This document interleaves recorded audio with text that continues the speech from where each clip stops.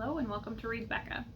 So as per usual, I got set up and someone, aka Rue, wanted to be in the center of attention. So I'm going to deal with piles of books with a cat in my lap. So what happened this week? Everybody, I think, was dealing with hot weather. I hope you all are surviving out there and managed to get through it and are hopefully on the downward side now, if not already cooled down.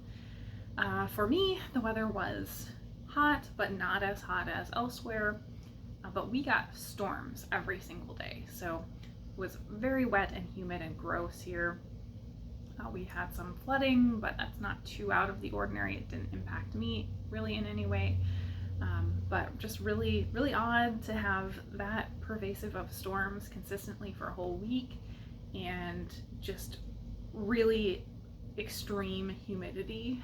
So the humidity would kind of come and go. We would have little periods of like an hour here and there where a breeze would pick up and it would be really pleasant to go out, and then you would just get hit with a wall of humidity in a little bit later. So the weather was pretty volatile. I did notice, so we have had really hot weather. I've been waiting for the cicadas to show up, and last night I was out with Rue. He goes out. He's the only cat that I have that goes outside, and he goes out on a leash and harness.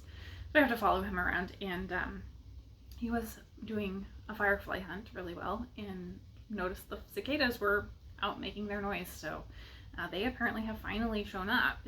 I was very surprised at how kind of delayed they were. Normally they show up as soon as we have a really hot week, and we have not had them until now. So they're here, and they're very loud, so I have no idea if their sounds will start showing up in the background of videos, but if you hear really loud buzzing, that is what it is, probably.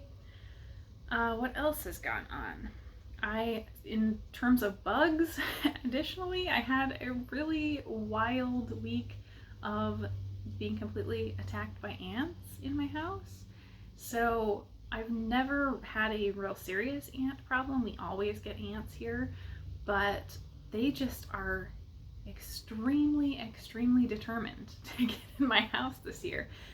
I had been cleaning my counters and my sink and everything daily because they were just coming in so much, and they kind of started going away, and then I made the critical error of leaving a utensil from storing cat food in the sink overnight and got up to just a load of ants on it. And so like 7:30 in the morning, I had my oven pulled out and was cleaning under it behind there. I cleaned the floor. So I got out a whole bunch more ant traps than I had.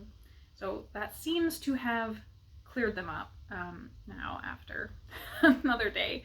But yeah, I can't even leave dishes in the sink. It's wild. So I've been having to be very vigilant about keeping every single thing clean. So on to the books, I guess.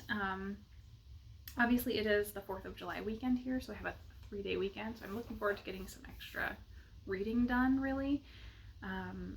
It's so odd because of the past year, myself and my friends, none of us even thought of planning to do anything this weekend. So I think there will be probably some impromptu getting together, but none of us remember how to socialize or plan for holidays anymore.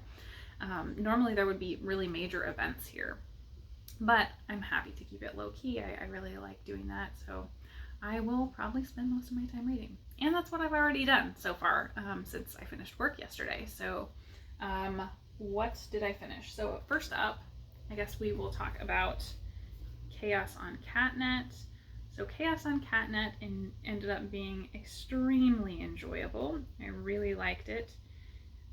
It is a near future sci-fi thriller, and the first one was very page turning and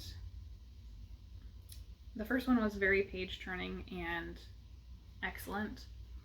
And I really enjoyed the first, and I think the second one is, as I've said previously, a bit more polished, seems, and that lost a lot of the very informal and comedic elements that happened in the first one. So we lose a little bit of what I enjoyed about the close found family of the Clowder on CatNet. So that's the chat group.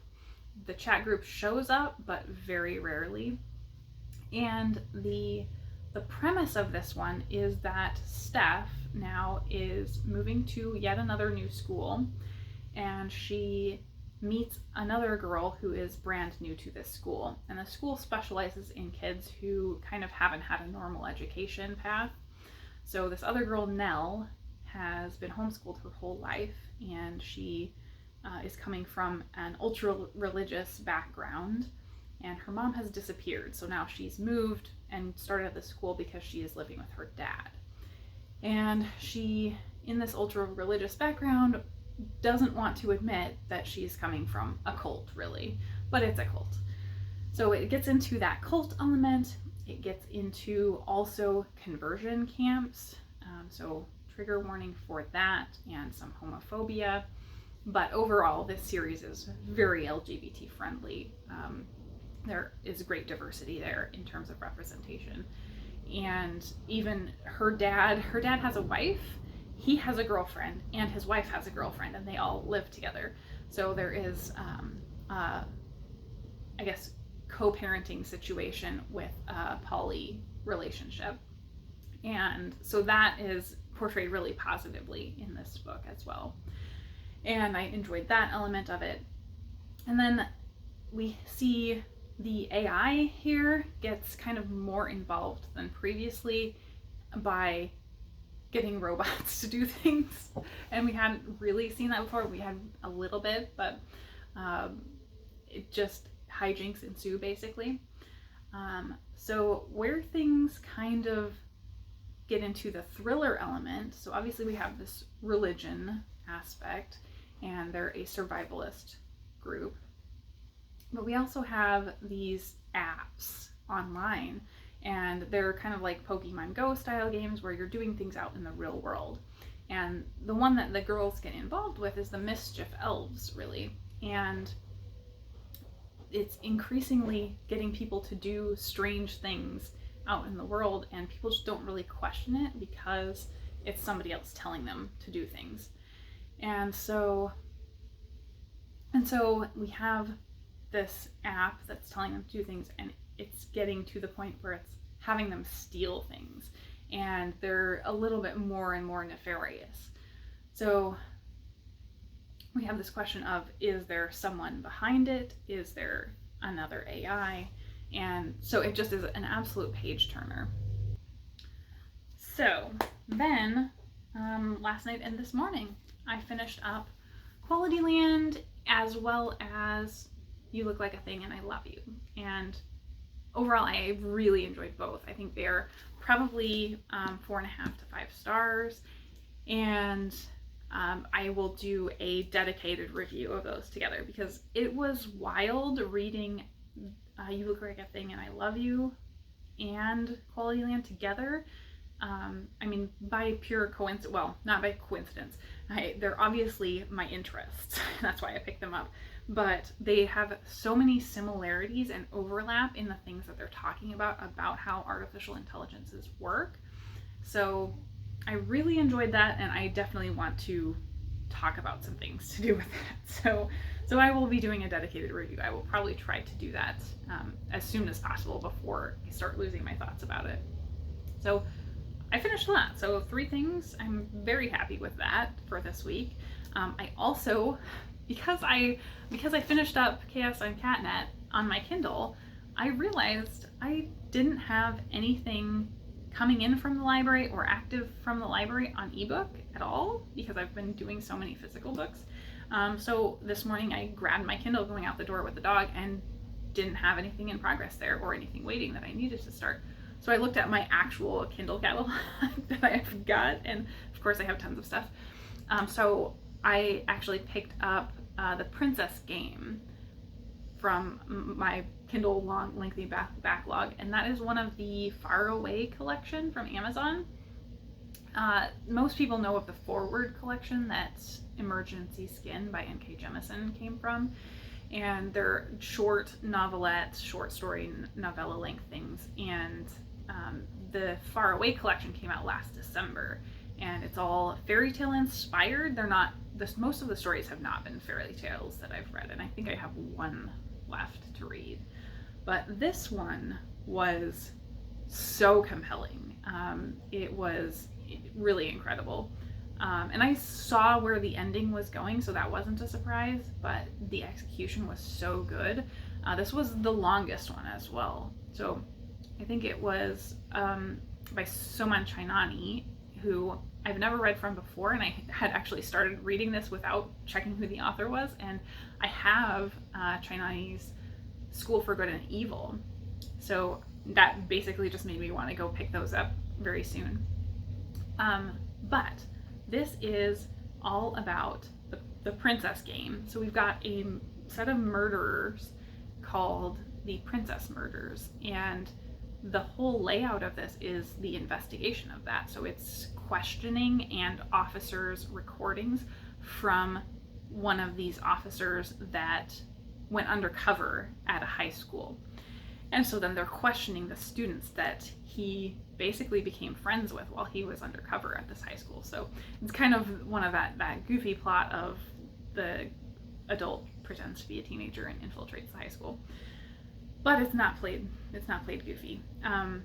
So he has all this insecurity because he's basically getting a second chance at being a high schooler, and makes some interesting decisions because of that. And in the questioning, a lot of stuff comes up. So this gets very into toxic masculinity and the way the guys treated the girls, just as a group, all of these teenage guys, and the girls that were murdered, and kind of how they think about and react to not just the murders, but the way they treated them previously in school. And so that was just super compelling. And then the way it was actually delivered in these interview formats. I love a non-traditional format, so that worked so well for me. So I literally just read through the whole thing in one go and really, really enjoyed it. So now I don't have anything on my Kindle again, so I will probably be running through the catalog and pick up something I've got in my backlog, most likely a self-pub work, because I haven't read any of the ebooks of self-pub stuff that I've had in a while, so I really need to get to that because I have tons and tons of self-pubs. So we'll see what I pick up, but that's not going to be a priority. So I need to get through all of my library stuff. So I still have these guys from the library. I've got dress codes. I read about 40 pages of this in one go last night, just because I wanted to pick it up for a chapter, and it flies whenever I pick it up. So I'm a little over halfway. And then Master of Poisons. This is going to be my priority to get through this weekend, and I think I can do that. I am about 200 pages out of 500 pages. And I'm at my third renewal on this, so I really need to get through it, and I think that's totally doable. I think 3 renewals is the most I've ever had to renew something, but I just have so many things. So I'm enjoying this still. It's still very epic fantasy and very dramatic, so it's not as much my thing as a lot of the other stuff that I'm picking up, but I am enjoying it. And then the other 3 that I've not picked up from the library at all. So these guys are going to be a big priority to get to in the next 2 weeks. And my other in progress one is The Shadow of the Wind. I have read a little bit more on this, but I'm still not very far. I'm still in the beginning part of it. But this one is the one I own, so I can take my time as much as I want with that one. So that's probably going to be my next 2 weeks of stuff that I've already talked about and is my July TBR. So, unfortunately, I have a problem with going to the library, but I didn't do too bad. So, Jen from Jen the Librarian did a video about the Polari Prize, And of course, watching it, every book looked really interesting. And so I immediately saw one that jumped out at me, and that was Dragman by Stephen Appleby. And I mean, all of them jumped out at me. Like I said, they sound really interesting, but this one was just like, I've never seen anything like that at all. So I really wanted to pick it up. And of course, my library, not only my library, but my branch had a copy sitting there. So I was able to go get it the next day. So I grabbed that, and this is really nice. It's got texture on the front, and the end papers are really, really gorgeous. It's his journey to being a drag queen, and the art is not quite my style, so it's a little bit more scribbly than I would usually read, but I think it's cute. I think it looks like a fun one. So let me read this really quickly. August Crimp has a secret life. He is a man who likes to wear women's clothes, and when he puts on a dress he can fly. But confused by his obsession and terrified of ridicule and rejection, he tells no one, not even his wife. Until one day a little girl falls from the rooftop cafe at the art museum, and August must fly to save her, watched by hundreds of people. So that sounds very interesting. I'm looking forward to picking that up. And then, of course, while I was with the graphic novels, I grabbed another one. So I grabbed the Cosmoknights, and that is by Hannah Templer. It doesn't have an artist, so I'm guessing that is also, the art is by Hannah Templer. Super bright and colorful, so this is much more my style of art. But somebody talked about this. I cannot remember who it was. However, it was mentioned that this is super gay, so that was all it takes to get me to pick something up. Really. The back of this says, for this ragtag band of space gays, liberation means beating the patriarchy at its own game. So yes, absolutely my sort of thing. So those are both graphic works. They should be very easy to get through and not take me a ridiculous amount of time.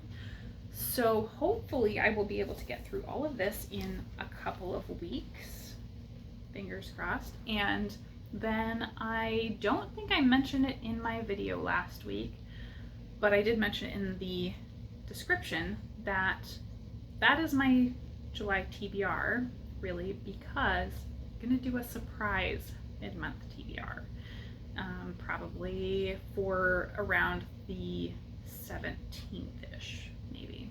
And I think I'm gonna do a week. So we'll have that to look forward to. And then in terms of videos, I have a ton of stuff coming up that I want to get done. So I mentioned I want to do a book review for QualityLand and You Look Like a Thing.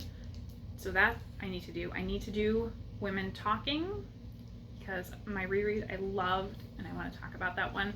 And it's also my BookTube Spin #2 book, so I want to get up that as a review for the BookTube Spin. And then I've got mid-year stuff. So I already did the mid-year book Freakout tag, but I want to get done a review of, or a run through of, my 5-star reads for the year so far. And I want to get up a video of my goals check-in. So I did a Q1 goals check-in, and I want to recheck and go through the numbers basically.